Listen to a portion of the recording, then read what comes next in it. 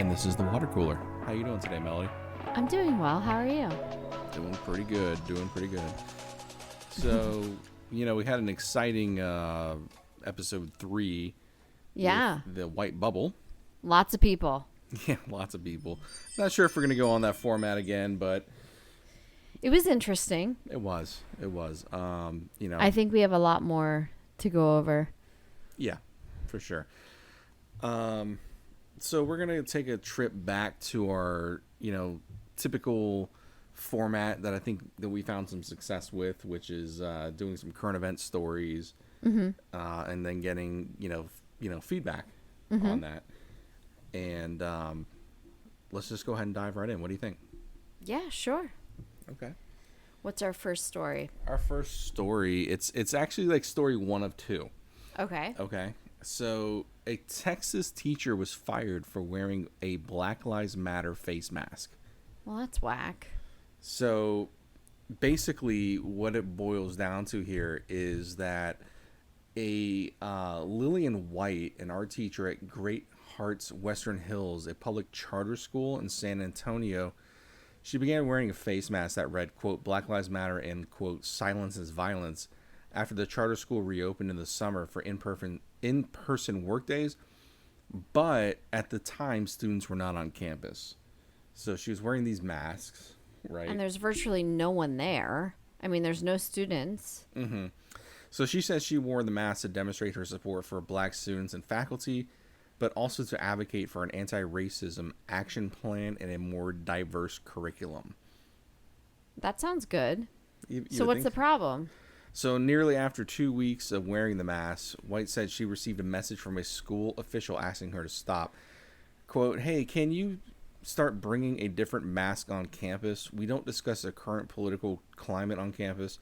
Parents will start coming around more now. End quote. Heather Mulder, the school's assistant headmaster, said in a text message to White, which she shared with CNN. Wow, that's ridiculous. First of all, there's no one even there to see it. And secondly, First Amendment rights. What's the problem? Well, the school is going back to saying that Great Hearts enacted in this unprecedented pandemic environment a policy that face coverings have no external messages. She's saying that she's worked there in education for more than 10 years. She continued to wear those masks despite receiving multiple requests from the school officials to stop. And she said, I immediately knew it was time for me to make a decision, and I didn't think twice about it. This is a human rights issue, and I did it for my students who experienced racial injustice in school. I refuse to back down. She also went to go saying, if you're scared about what parents are going to say because a teacher is supporting equal rights, you need to reevaluate the kind of people you're catering to. By staying silent, Great Hearts is only supporting racist parents. I totally agree with her. And it's kind of ironic that her name is White. But I totally agree with her. Yeah, and then on September 5th, after a month of speaking with school and district officials on the matter, and days before students returned to campus, White was told her employment was terminated for her refusal to wear a different mask. Wow. Does she have a GoFundMe? I'll give her some money. There you go. The school says that we stand with the black community and all those who are suffering. Great Hearts deplores bigotry and its crushing effects on all those subjected to it. Great Hearts is committed to an America where racism, violence, and injustice do not happen because such acts find no home in the hearts of great people. Oh, please. Well, then why don't you let her wear her mask? I mean, really, what does a mask do that is so bad? It just stands for what's right. What's the problem? So here's the funny thing about it, right? Some faculty members asked her if she could make them Black Lives Matter masks. Wow. White said, but none joined her fight or defended her when she was fired. I mean, hey, they can't lose their jobs, right? So I kind of get that, but interesting that some people were asking to, join in on those masks, Yeah. White does not plan to contest her termination, but has started a petition signed by more than 1,200 people demanding Great Hearts to implement an anti-racism action plan. Well, good. Go Miss White. I have to say that it's pretty discerning when you can't even, stand for what's right anymore. I mean, granted, the school wants to say, nonpartisan. And as much as I say this is not a political issue, it's a human rights issue, it's obvious that it's been politicized, but it just really sucks that she couldn't just wear her mask. Mm-hmm. Especially when no one was there. It's one thing to ask her, okay, listen, when students start coming back, can you wear a mask that doesn't have wording on it? Okay, that's fine.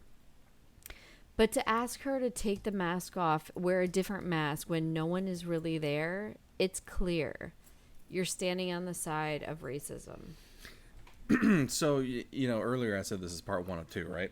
Okay. So this is the second news story that goes in conjunction.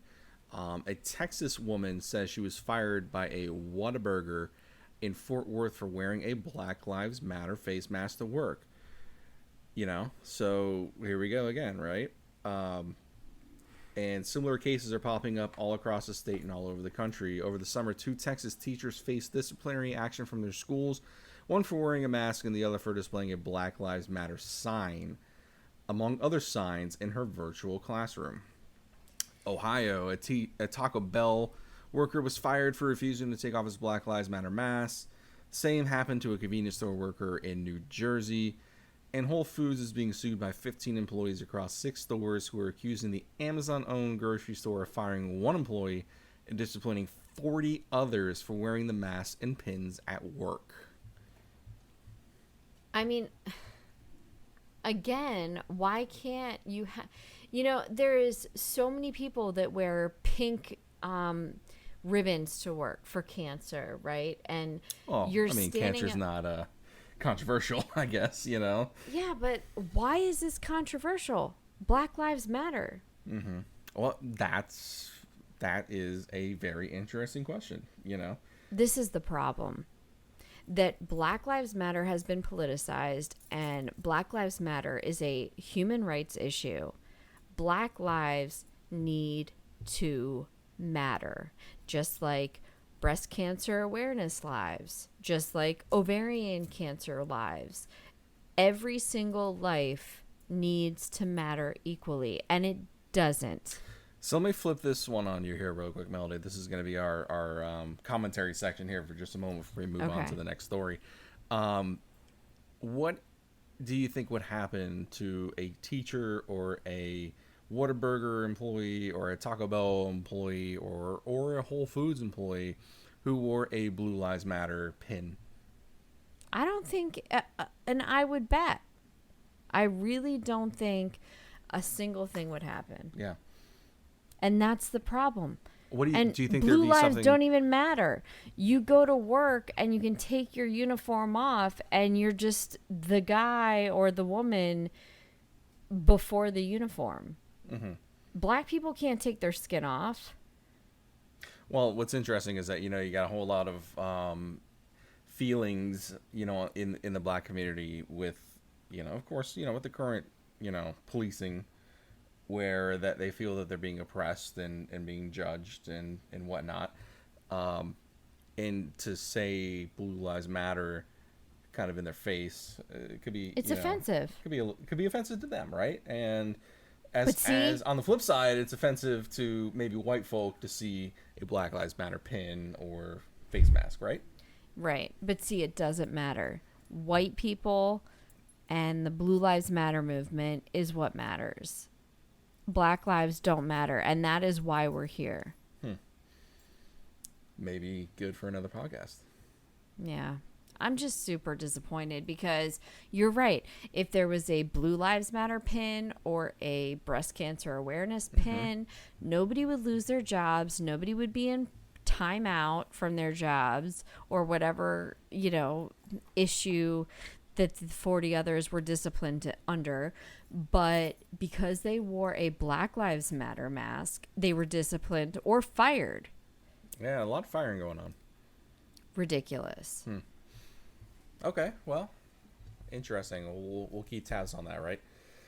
We're gonna go to something else here. You know I'm gonna get fired up every time you bring these things to me. I'm like, I love it. I love it. all right, what's next? Okay, so I gotta laugh at this one. This is going viral right now, and it's basically the Karen of Zoom is making the rounds right now. And to give a little background, this was this this is a white grandmother. Sorry for laughing, but this is so absurd when you hear it. A white grandmother interrupted her granddaughter's Zoom-based class to attack protests for racial equality in former President Barack Obama. Not only did she go in on Barack, but she just... The funnier part is part two that you have to hear in a minute. I just can't keep it together. So, well, first of all, let's replace Karen with Ivanka. Because who better to call the self-righteous, overcompensating woman than Ivanka Trump? Hey, she makes handbags and shoes, doesn't she? Yeah, made in China, Miss All-American. Anyway, okay. All right. So what did this Ivanka do? All right, let's go ahead and play this audio. And all we're talking about are historical events. No, you're talking about BLM and all that stuff, and we're not going to talk about it. Unless you want to hear what I have to say. And Barack Obama was biracial. He wasn't just black. Right. He should have owned both sides of his family. Okay. So that is we true. get back to the... We're talking... Right. This is language arts class, not a political class. Ma'am, we're reading a story about a historical event. And the question that was presented to the students is, what's the most important historical event that's happened in your lifetime? Well, how did BLM show up? Your granddaughter brought it up. No, he did. Kevin did.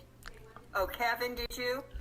I didn't even say Black Lives Matter. Okay. I never even Well, said that. you guys, I was throwing out and asking you guys to... Yikes. Can you imagine being that teacher? I gotta go even one step further than that. I mean, this whole virtual learning thing. Not only do you have this issue where you have a teacher who now has access. This is just my personal opinion here. Access to 10, 20, 30 different cameras inside of other people's houses to begin with. You're gonna find stuff like this where parents are just. There was a news report. Florida, I didn't pull it up because it has nothing to do with BLM or Black Lives, or anything like that. But, there was a news story that teachers are finding an epidemic of parents who are half naked, smoking weed, drinking alcohol on these classes. And you're going to run into an occasional Karen, right? I mean, this is going to happen. She's just probably over, listening to the students' curriculum and the class, and then she's got to butt in with her opinion. Let me play you part two real quick before we go any further. This part's pretty funny. Now it's debatable who she says this to. I'm pretty sure she says it to her grandmother, but you can Shut the fuck up! Are you Bro, telling me? mute your mic. No one wants to hear you. Mute your mic. You guys, enough. Okay? I don't care, but freaking Angel blames it on me. Alright, Angel. I don't Kevin, care. zip it. Everything is being recorded. All right? So you don't really want to mess up here. So you have to write notes for everything you... Holy So the kid just says that was the girl. That was the girl, right? Yeah, that was the granddaughter. Yeah, the granddaughter. And I'm pretty sure she was saying that to her grandmother. Yeah, I certainly would. I'd be like, shut the F up, Grandma. Sit down. Holy moly. And I apologize for laughing so much, but this just gets me somewhere. I don't know why, but it really does. Because these poor teachers, like you said, I mean... I feel horrible for the teacher. I mean, not only did they have kids that they originally had to just discipline in their school, right? But now they They gotta discipline the parents on top of it. Over it. Like, just shut the fuck up. Are you I mean,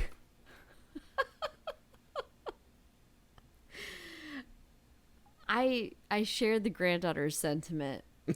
Is all I have to say. Yeah. All right. I'm sorry for the language, but wow.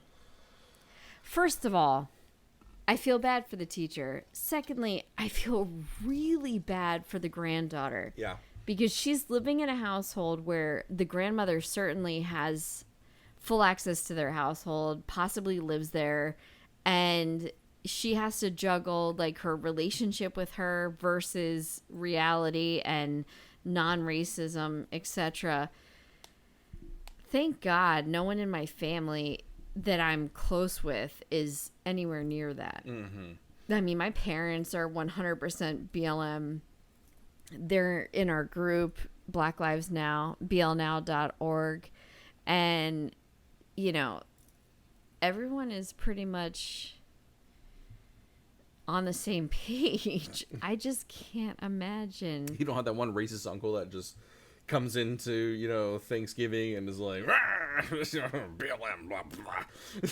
I mean, I have a cousin like that and an aunt. How but dare you trade your race? We're not cool. We don't have family occasions anymore, so I don't have to worry about that. Thank God. Gotcha. All right, let's go take a serious turn here for a minute. So, you know, when these protests started happening, right, we heard of sporadic issues with cars driving into crowds, right? Yeah. Most notably, that comes to my mind, there was the one, I believe it was in South Carolina, that plowed through a whole bunch of people, right, tied back to a right-wing organization. Then there was that semi-truck, if you remember, on the highway. That one was a little debatable what he was doing, but Yeah. you know, either way, it still hit some people. So apparently now this has become kind of commonplace in California in the last couple of weeks.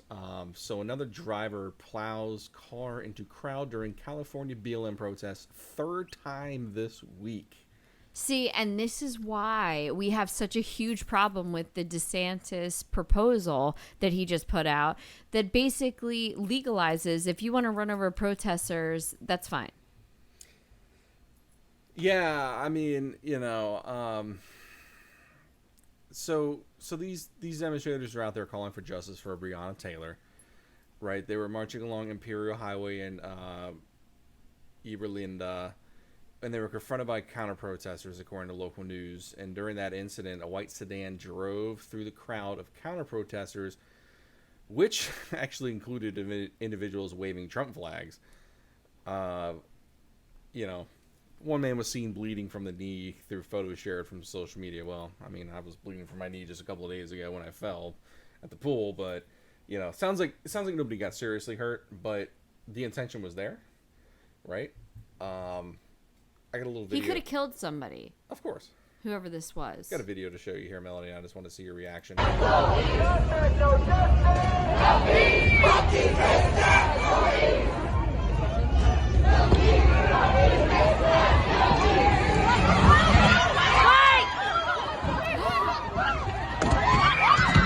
Oh my god! Oh my god! Oh my god! Oh my God. Yeah, so for those, obviously, who can't see the video, this looks like a large black pickup truck ran right into one person, knocked him straight on the ground, knocked him back probably about 6 feet, revved his engine, and then it continued to go, which I don't know if he got ran over twice. Yeah, I mean, he was just lucky to be not in the way of the tires the second time. Like, that car just went right over him. Yeah. Holy crap. Yeah. So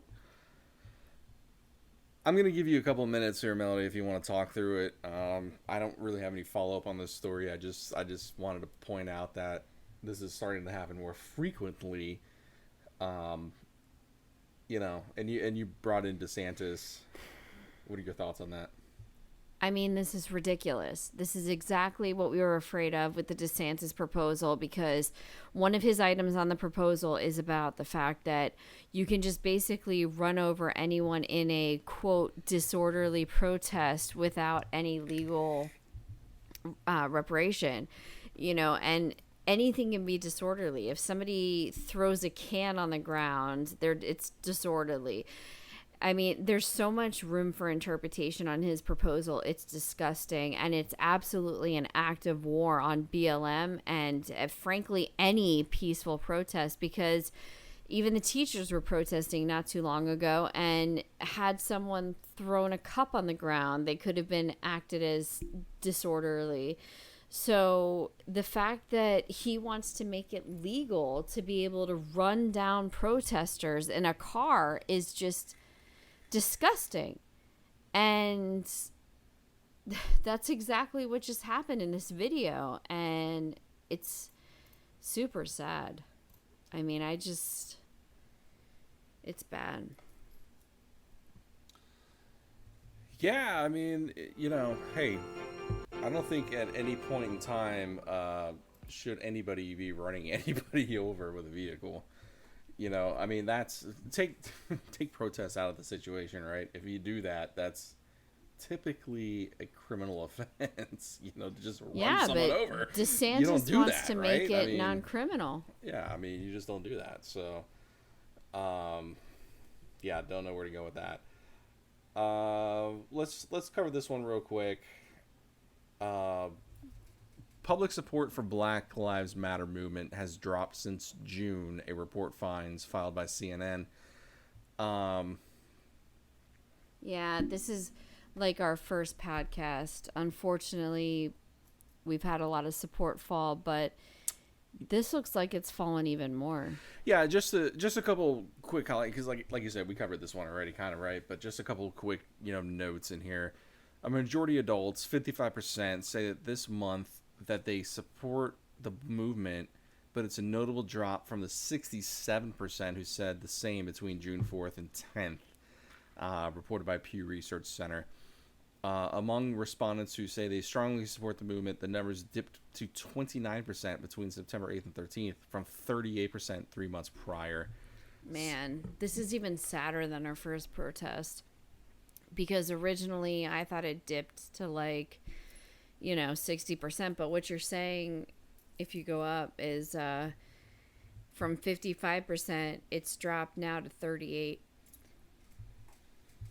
Yeah, I mean,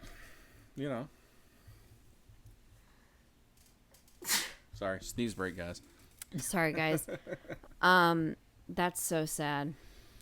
And I can see that. I mean, we're not doing as much protests with COVID. We're not, doing as much stuff in person, but we're trying to keep up everybody online. We're going to be doing more podcasts with individuals interactive. I just hope that we can keep this going, because we have a super important election coming up that's going to be extremely important for women and people of color. And even after the election, we have to hold these politicians' feet to the fire, because it really doesn't matter which side you're on. Yeah, and fun fact, you just mentioned the election. I don't know, I didn't realize this. I don't know if anyone else really, when you put it into numbers, 37 days. Yeah, from 37 today. days. Today is Sunday, September 27th, and we are 37 days away.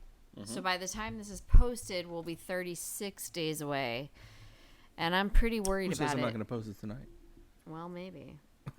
But the biggest thing I'm nervous about is the Supreme Court, to be honest. I mean, now that the notorious RBG has passed, rest in peace, I'm very concerned about who is going to replace her.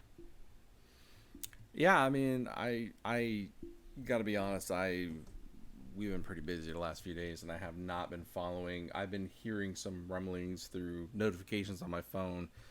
Something about potential nominations. I don't know if you've seen anything around that.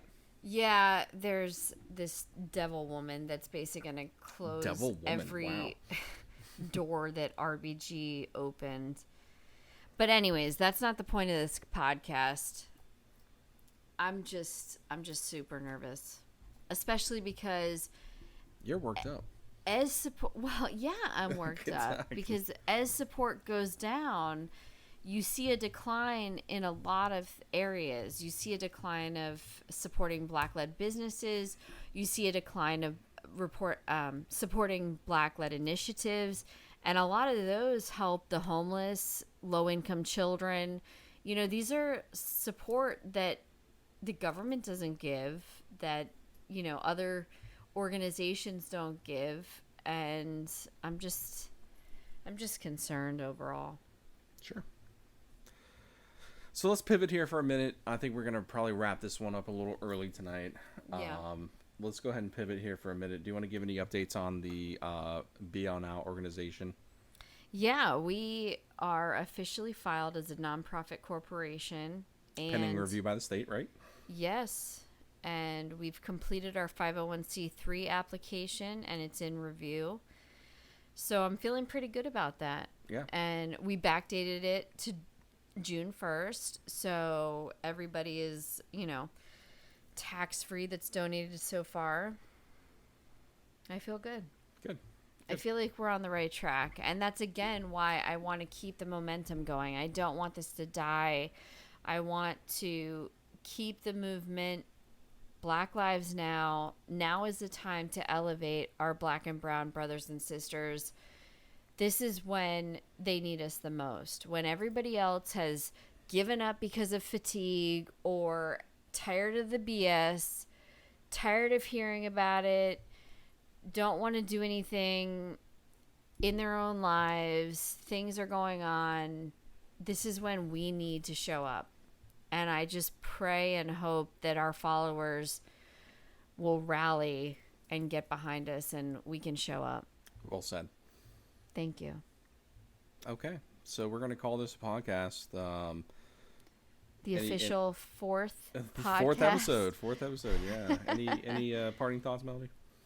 I just want to thank everybody for listening so far, and stay tuned for our 5th podcast. We'll have Sean on, and it's always a good time with him. Sure. Yeah, and I'd like to say, everyone, you know, again, thanks for listening. We're trying to get better. We're you know, this is only our 4th at this point, right? So we're gonna become more smooth, more polished, and we hope that you guys have enjoyed the content thus far. If you have any feedback or any questions, comments, concerns, of course, you know, feel free to leave that either on the YouTube page or on the Facebook page. Yes, absolutely. So check us out at blnow.org. It has all of our social media, YouTube, Facebook, you name it. Or if you have any ideas for stories or things that you'd like to hear, drop a line on there as well. Absolutely. If you'd like to be featured or join us as a guest, contact us. Yes. Okay, well, with that said, thanks everybody for listening. Have a great night. Thank you. Peace.